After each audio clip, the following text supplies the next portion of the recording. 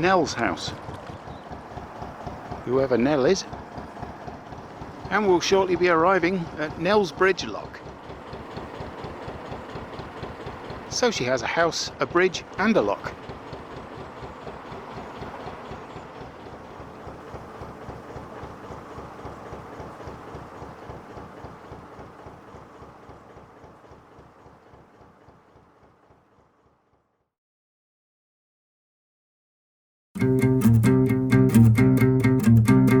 Have you heard the tale of Aslan and the Gent? Have you seen their travels before? Well, did you know that they're back again and cruising the canals once more? Sold up downsides for a minimalised alternative life afloat. Going boldly where thousands have been before. One man, one life, one boat.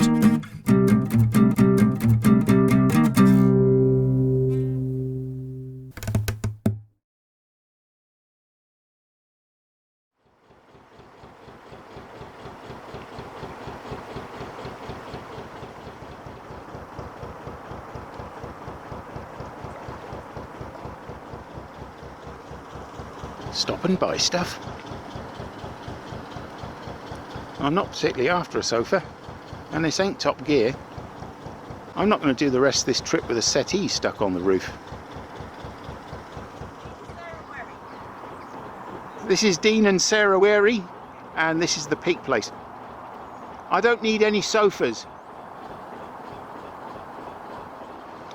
What a lovely couple.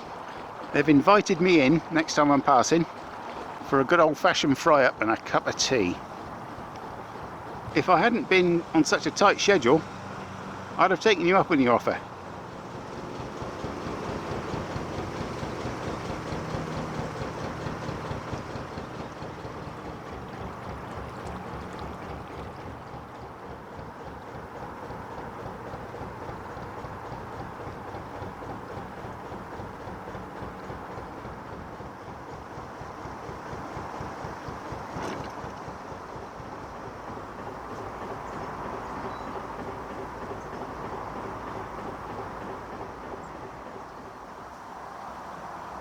The River Cherwell and the Oxford now merge for a distance, and after heavy rain it would appear the going can get a little bit interesting.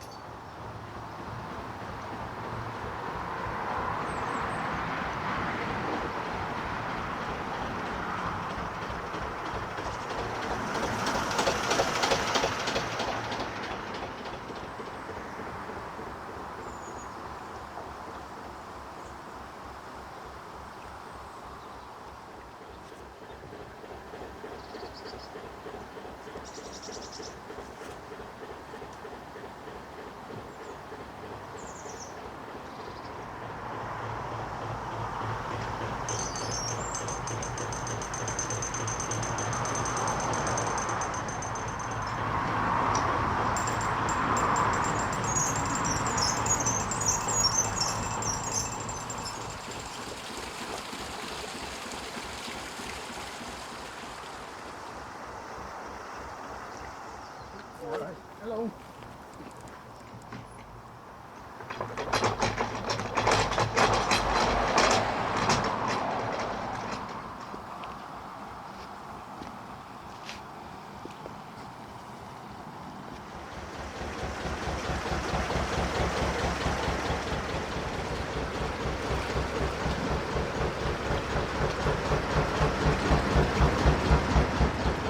The gentleman with his dog there offered to close the gate for me. I did tell him it's a bit heavy. Ah, there we go.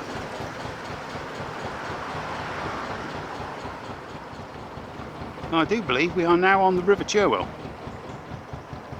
These are the various things you read about in the Nicholson Guide, and the tall tales that you're told when you're preparing to travel on certain stretches of water, such as this bit where the Cherwell and the Oxford join. You end up coming away from the whole thing feeling like you're going to be whitewater rafting or swept away into the distance, but no, it's a canal.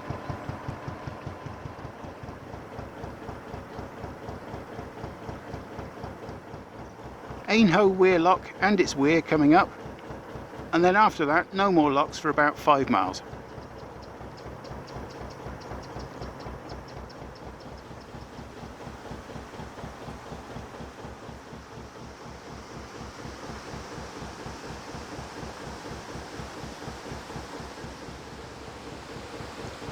I've experienced all types of lock landing areas, but this one takes top prize, I think.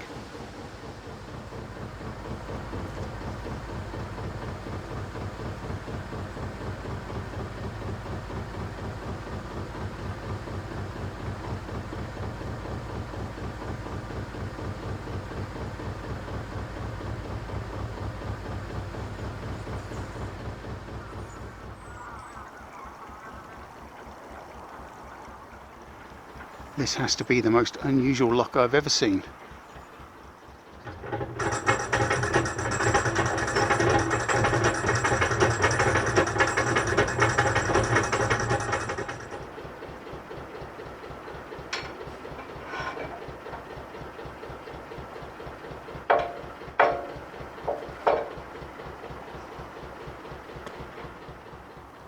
My God, that took some doing.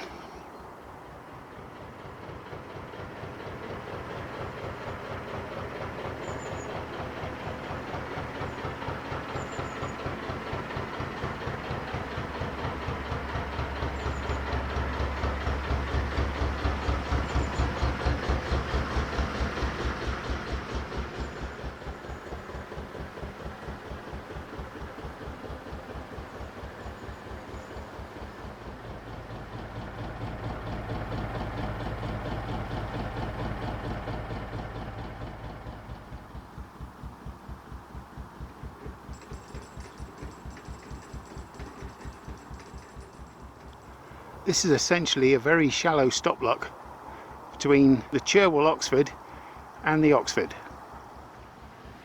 After this we're back on the Oxford Canal, or the canal proper.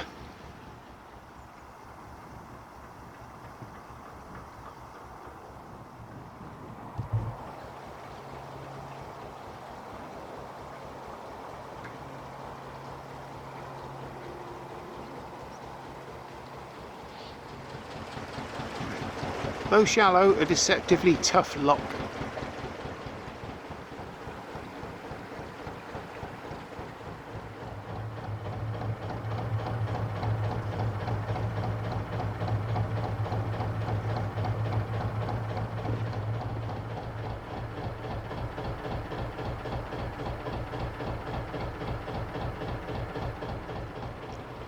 Well, I closed it all up and was about to get going, and then this boat came along, so I thought, well, I'll open it up again. But I didn't have my windlass with me, so I had to wind the windlass open by hand. And then, of course, while I was there, I just had to close the gate behind him. Right. That's 3.5 miles done so far.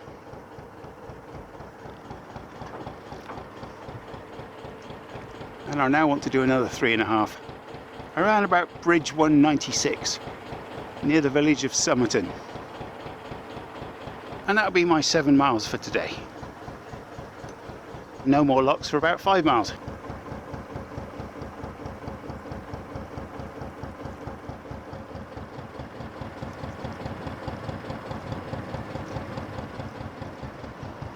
Yeah, it doesn't seem like much, 7 miles in a day on the canal, but it is.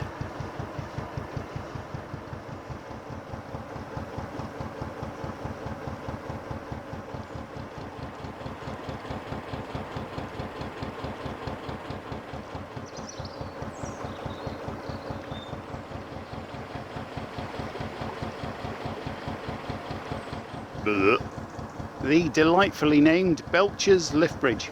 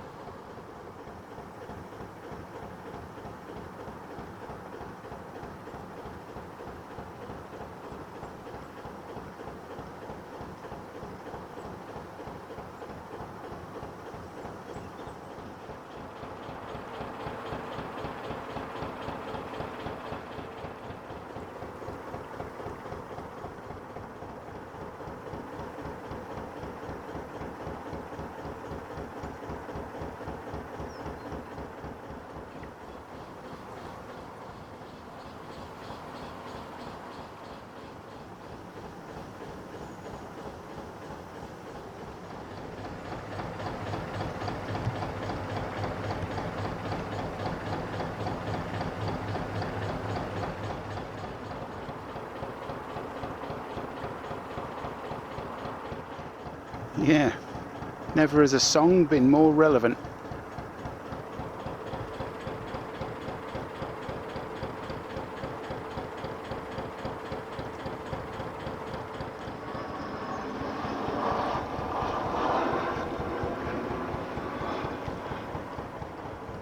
Aynho Wharf coming up with its pub, and around 2.5 miles to where I hope to moor up.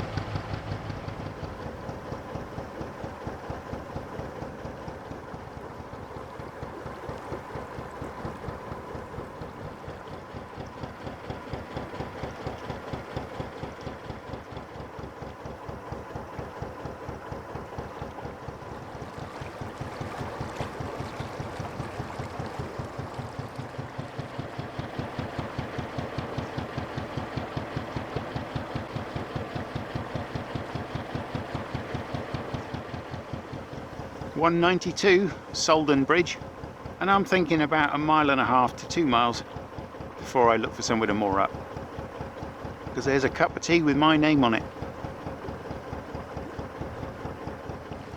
We're right deep into the Oxfordshire countryside now.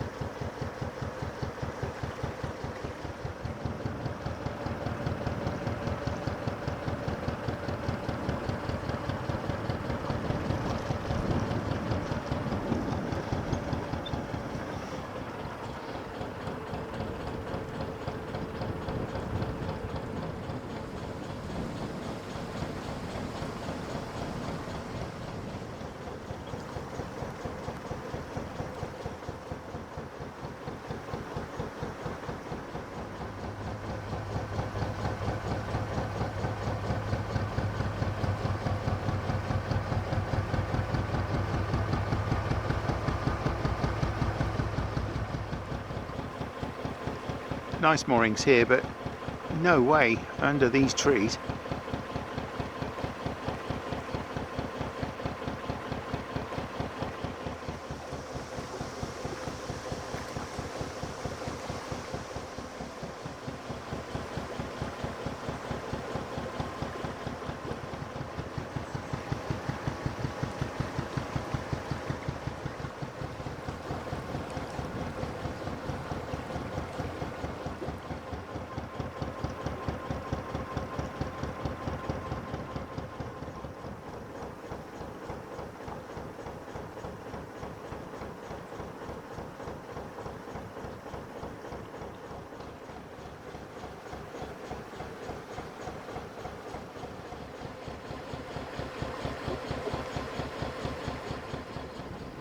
Well, I've come across the only lift bridge so far that's closed, and this gentleman on the boat, who's also a fan of the series, has offered to open it for me.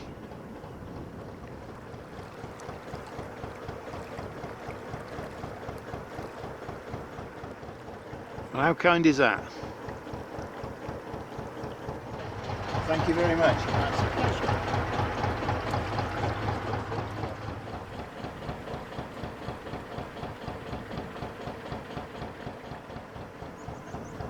Thank you very much, kind sir.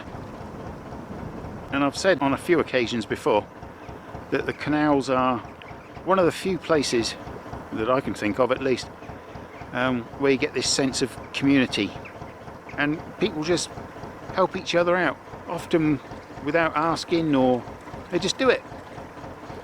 We need a bit more of that, I think, without wanting to sound all pretentious and what have you.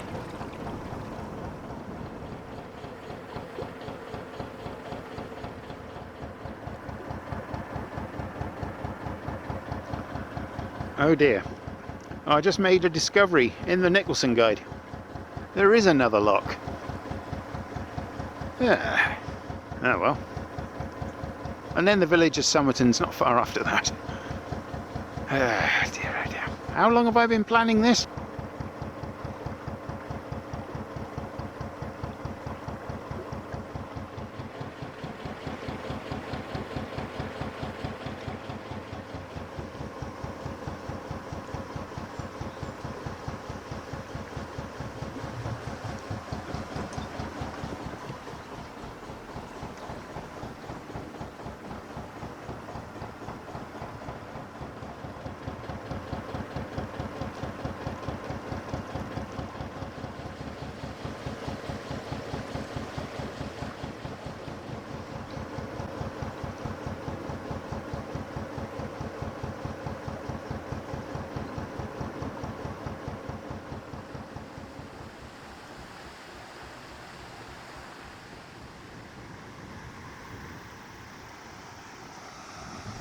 I've seen some lock keepers' cottages, but that definitely takes top prize.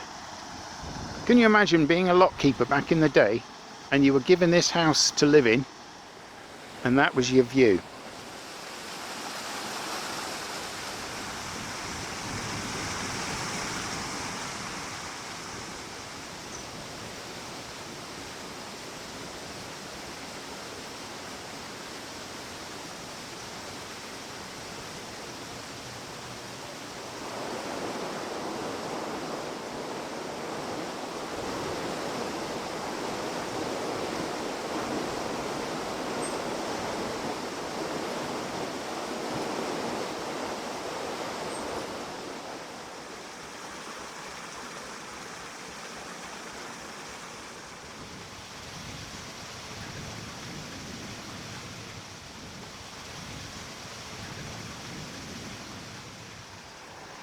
This lock sure does take some filling. It's not something I like to do because it wastes a lot of water. Much more economical if a boat came up with it.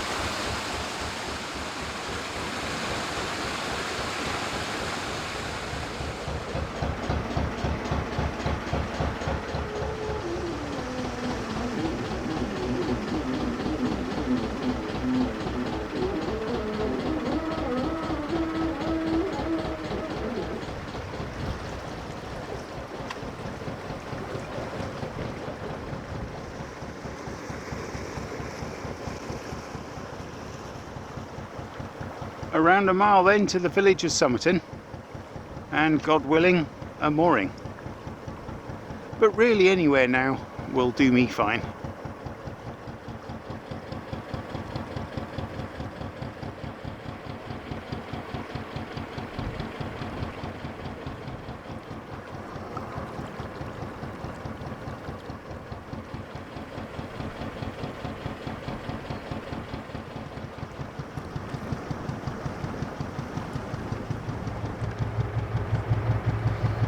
I do, alright.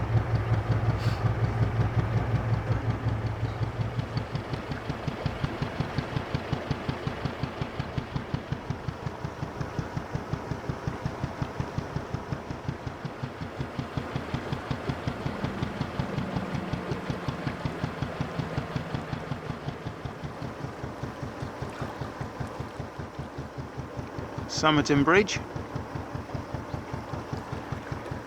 And in case you needed reminding, we're on the Oxford Canal.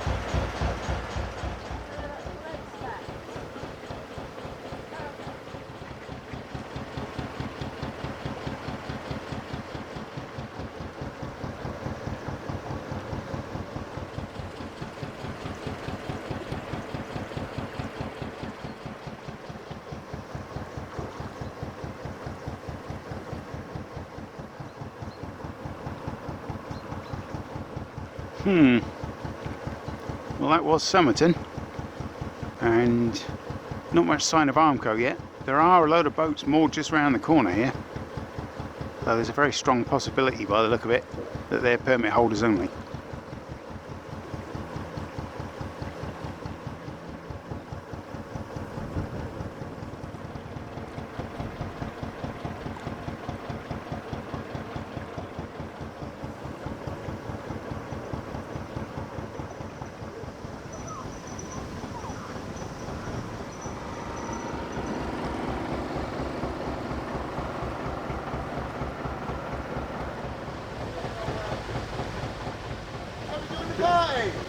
Oh, you said about the party, didn't you? Come and join us.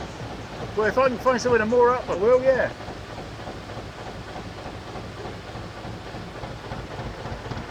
There's some boaters back there. They're having a birthday party, I think it is, and they've asked me if I want to join them. Firstly, I need to find a mooring, but to be honest, I'm knackered. I want to get my dinner on and probably go to bed, I imagine. I'll see how it goes. If I don't take it personally. I'm just tired.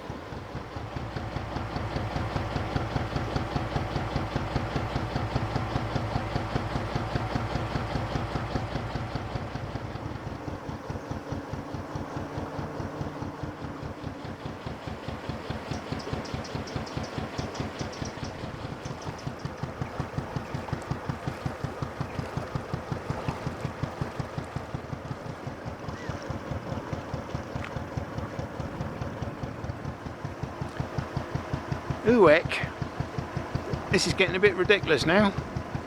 It's about 5:30. I've been going since 10:30. I'm going a lot further than I planned, which is no bad thing, I suppose, but I really would like a mooring now.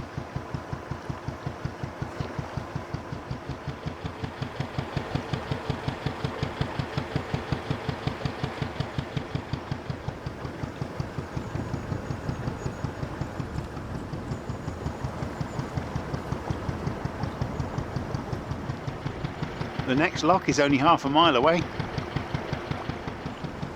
Maybe there'll be a nice bit of Armco just before that.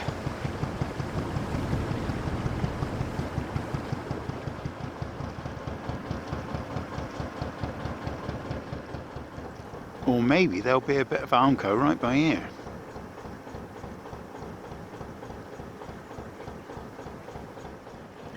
Just about long enough to moor a dinghy.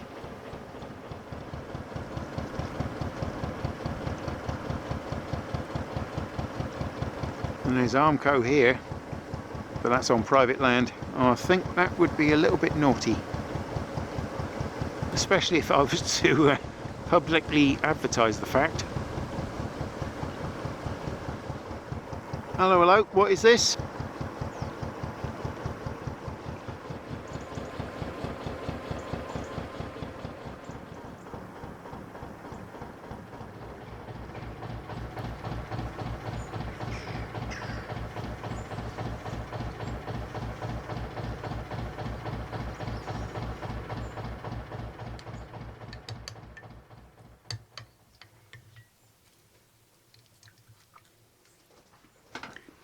Hi, I wanted to do 7 miles. I've ended up doing about 8.5, which is alright. It's less to do tomorrow. Yeah, as I said, set off about 10:30, got here 5:30, it's now 6. There's no way, in the best will in the world, I'd have been up to going to a party. I've gone all night and yeah, I wouldn't have made it. I'd have been a corpse in the morning. It looked like fun.